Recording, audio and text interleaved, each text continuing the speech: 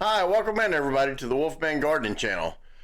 Just want to talk to you a little bit today about my last year's garden. Since this is the early part of the season right now, 2024, we're just now getting our seeds going. You know, we just started our ghost peppers a couple of days ago. We got our onions already going in the seedlings. You know, they're probably about ready to go out in another 2 or 3 weeks. So it's kind of the slow part of the gardening season where we're actually seeding everything, getting everything going. But I want to kind of recap last year's garden. I've got some videos, some pictures that I'll show of last year's garden and how well it done. That way, it'll kind of give you a little bit of confidence that, hey, maybe this goofball up here really knows what he's talking about. Or maybe, maybe look at it and be like, well, we can't do that in this area. And if so, let me know in the comments. I want to learn from you as much as I want you to learn from me. Let's see it. Let's get started and let's get to some videos from last year.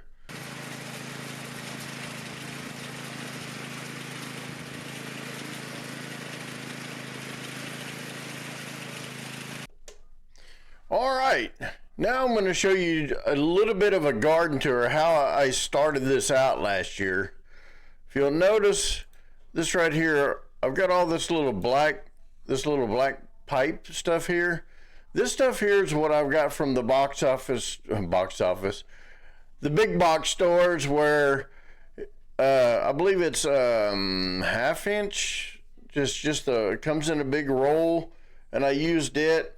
And you buy the little drippers, the little emitters or whatever that you can buy, and I'll put a little picture up here of what these look like.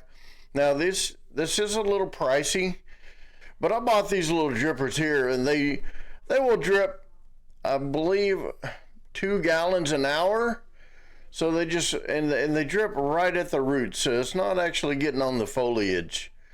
So, but that's what all this black pipe is here. This is where I was growing my corn. So, and you'll see through the little video here, that little section through there, that's where I'm growing my sweet corn. And this little section right through here, that's where I grew my okra. That little pole right there is where I grew some squash, and I trimmed it up and I staked it to that little spot. This is where I was gonna grow some zucchini.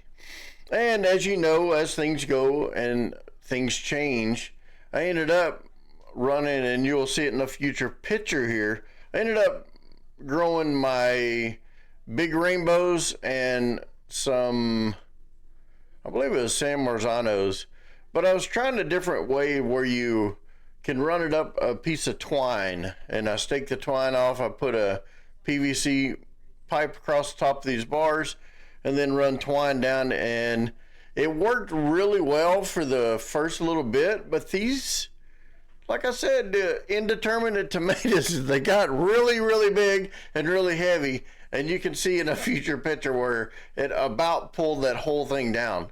So, like I said, lesson learned. This little section right here, this is 5 cucumber plants on each side here, and you'll see in a future picture as well, I put an arch over this with cattle panels, and those cattle panels, they grew up over that arch. A little section down there, some more peppers. This is all my pepper group right here, and this little section right here, these are beans right through here, and on each side of these little arches right here, I put a cucumber plant on each side of that. I got so many cucumbers, it was outrageous how many cucumbers. Went a little overkill. Lesson learned, like I said. It's what we're all here to do is learn from each other. So anyway, that's all. This whole section here is just cucumbers, beans, and then that's my little blackberry bush that didn't pan out. I'll plant one every year until I get it. And these up here are my Cherokee purples, which done really well. And if you know me at all, you know I love my Cherokee purples. The little section right here in the middle, these were some boxcar willies, which they were about an 8 to 10 ounce fruit, and they were really, really good. I'll sit here, down here on the end I planted 4 brandywines. The brandywines are, I don't know if you've ever had a brandywine, the pink brandywine, but they have the most amazing flavor. But I will say the plants themselves are a little bit different. They're a different style of tomato. They just don't look like a normal tomato, and they seem like they want to, the branches want to break a little bit, so they're not as stout. So when you put them up these little these panels here, like right here, and if you'll notice, I use cattle panels on everything, and I tied them up to this, which made it a big difference and helped a bunch about holding the weight of those up. Now right through here, all this section right through here is my Romas, and this is my salsa maker. These you don't have to stake these out. You can let them just grow, but I still like to hold them up and put them up next to these cattle panels, because that way I can still trim the bottom of these and keep the airflow through them and keep the branches off the ground, which keeps some of the bacteria from forming. And I don't know if you can see this or not, but these little spots right here, that's those little red dampers that I showed you earlier. These are those little emitters or whatever, that you can get them where they go a half gallon an hour, 1 gallon an hour, all the way up to like 5 gallons an hour. But from what I'm doing, I use the 2 gallons per hour. And if I don't want it, if we had a lot of rain, and then you can always cut that back and only water for 30 minutes and get a gallon per plant. Love those things. And of course, down through here, that's my early girls right through here. This down here is my early girls, and down on the end, that's where I've done some watermelon and cantaloupe up here, which they didn't do too bad. This here is my little irrigation system. This is what feeds all this black pipe through here and runs through these little red emitter things here. So I bought all this stuff from a local hardware store. You put your water hose from your faucet on this thing, and it will reduce the amount of pressure down to, I think it's 20 or 25 psi, and it runs through here. And you can see this valve here, when it's shut, then the water just flows straight through here and into the irrigation system. Now, I bought this little thing on Amazon, and you can hook this thing up, and if you'll see this little plastic line that runs through here, runs over into this container.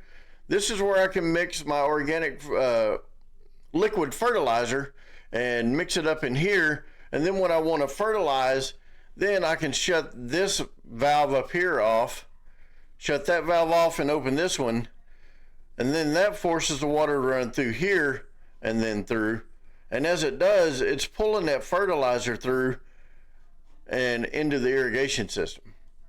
So I recommend, if you're gonna fertilize, or if you're gonna use a organic fertilizer or whatever, water soluble, then this is a nice little way to do it. I think this thing only costs like 15, 18 bucks on Amazon, and it's, I tell you, it's an easy system to use.